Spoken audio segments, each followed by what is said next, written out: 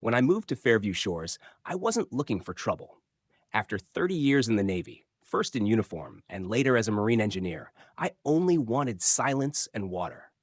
My house sat at the edge of the community lake, a spring fed stretch of glittering calm hidden behind pines. To me, the lake wasn't just scenery, it was sacred, a reminder of deployments past, of dawns at sea when the engines hummed and the waves slapped steel like a heartbeat.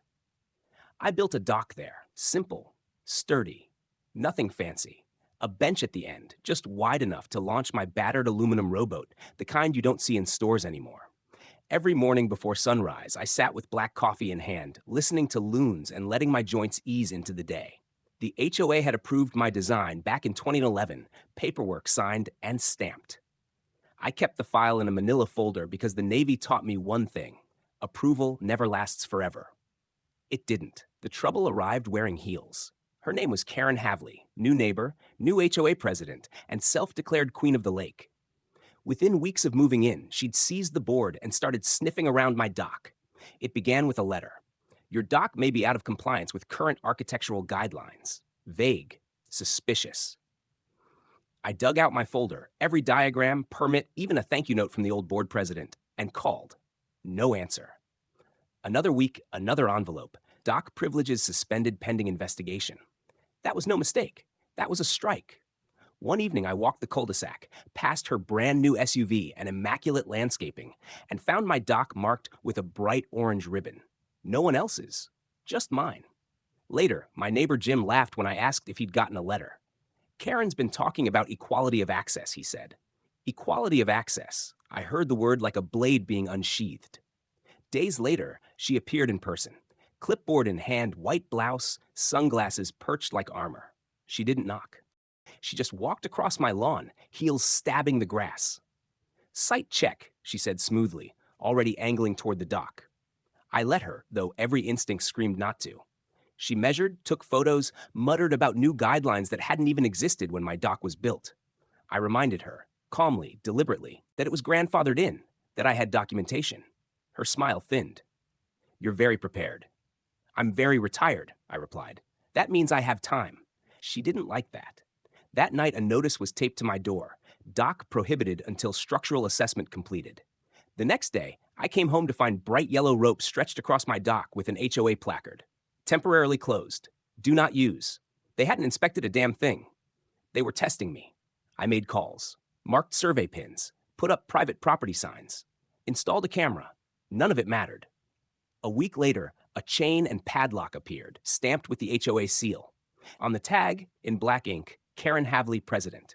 That was the moment I stopped being confused and started being furious. I called the county. They confirmed it. My dock permit was still valid. No complaints, no inspections on record. Then I called Charlie Ellison, a retired JAG lawyer I'd served with years ago. She chained my dock, I said. By nightfall, he had a cease and desist drafted. But Karen wasn't finished. The next morning, my rowboat was gone. The rope cut clean, drag marks in the sand. Theft, plain and simple. I filed a police report. Paper trail begun. Karen thought she understood power. She didn't. I'd spent my life studying water, shorelines, boundaries most people never saw. That night, I went to my basement and pulled out old Navy project boxes, charts, blueprints, obstacle layouts, and I began designing. 2 days later, I had a rock formation sunk 4 feet below the surface, legal and documented as shoreline protection, invisible unless you knew what to look for. Not sharp enough to sink a boat, but hard enough to stop one. I logged GPS coordinates, filed environmental compliance with the county, and flagged it with temporary buoys. Defensive architecture disguised as conservation. Neighbors began rallying without me asking. Diane told me Karen fined her for wind chimes, Jim for a flag, Mrs. Langford for sunflowers. I collected affidavits. One by one, the neighborhood realized it wasn't about rules. It was about control. Then came the email. HOA Appreciation Boat Party, hosted by President Karen Havley. Scenic lake cruise at 5 p.m. I didn't need to guess the route. She'd cut the same southern bend before, the one now lined with my submerged rocks. I didn't warn her. That Saturday, the neighborhood gathered by the community dock. Karen's gleaming cruiser rolled out, chrome flashing, music blaring. She waved like royalty, champagne glass in hand. I sat on my dock bench, silent, watching. At 5:07, her boat cut across my boundary at arrogant speed. Then, crack. The sound ricocheted across the water. The hull lurched, scraping stone. Champagne spilled. Passengers stumbled. Neighbors gasped. The driver panicked into reverse, metal shrieking as the cruiser gouged itself against rock. Phones were already out, recording. Karen's face, pale with fury, turned toward shore. Her eyes met mine. I didn't blink. The party ended in minutes. Her boat limped home, scarred, her image fractured. By morning, videos of the crash were circulating in the neighborhood. Diane posted one to Facebook.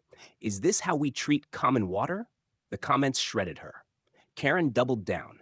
A letter arrived accusing me of endangering residents with unpermitted submerged obstructions. That evening, a deputy sheriff knocked on my door. Calm man, thick notepad.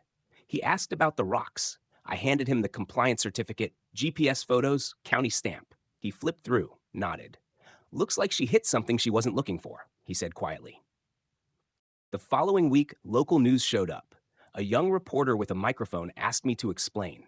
I walked her to the chained dock and told the story straight. The letters, the lock, the theft, the boat crash. They aired it that night. Headline: Local HOA president accused of power grab. After boat party ends in chaos. They even showed Karen stumbling on her cruiser in slow motion. She sued me 2 days later. Claims: reckless endangerment, unauthorized construction, defamation of leadership. I almost laughed at that last one. Charlie didn't. He filed a counterclaim for trespass, illegal seizure, theft, and emotional distress. We subpoenaed board emails, minutes, votes. That's when cracks split wide open. The treasurer admitted no vote had been held. The secretary, Lisa Myers, handed us copies of Karen's emails. He doesn't deserve that, Doc. If Mercer pushes back, spin it like he's aggressive. The news won't check, but the news had checked. And the neighbors had too. At the board meeting that weekend, residents erupted. People shouted about bogus fines, surveillance, petty power plays. Karen screamed, a raw, high-pitched sound of someone losing control. She stormed out, but it was too late. The vote removed her by near-unanimous margin. The courtroom sealed it. Her lawyer waved photos of her damaged boat. Charlie countered with permits, surveys, affidavits, Lisa's testimony, and Karen's own incriminating emails. The judge listened, unimpressed, then dismissed every claim. Ordered the HOA to apologize, remove the chain, pay damages. Karen left the neighborhood within a month. Her house went up for sale. Some whispered she'd pulled the same stunts in Nevada. Others didn't care. She was gone. The chain vanished from my dock one morning, coiled in the grass like a dead snake. Neighbors began visiting, sitting at the bench, bringing coffee, even asking to take engagement photos. Someone carved a cedar sign and left it there, Mercer's Peace Pier. The new HOA board reached out, inviting me to serve as an advisor. I accepted, not for power, but to ensure no one mistook control for leadership again. One evening, I found a letter in the mail. No return address, just elegant handwriting. "Mark, you were right. I thought control would keep me safe, but it only made me afraid. I hope someday you can forgive me." K. I tucked it into my file. Not out of bitterness, but as a reminder. Now, mornings are quiet again. Kids fish off docks without fear of citations. Lawns bloom with sunflowers. Wind chimes sing freely. I sit on my bench, hand brushing the cedar sign, watching the water. The dock isn't just mine anymore. It belongs to the neighborhood, to peace hard won. Jim sat beside me once, lucky at his feet. He stared at the lake, then at me. "You didn't just save your dock, Mark," he said. "You saved the soul of this neighborhood." I didn't answer. I just watched the ripples where Karen's boat had once struck the rocks. Power had come at me with chains and policies. I'd answered with patience, precision, and truth. And in the end, the water carried me back to silence, right where I belonged.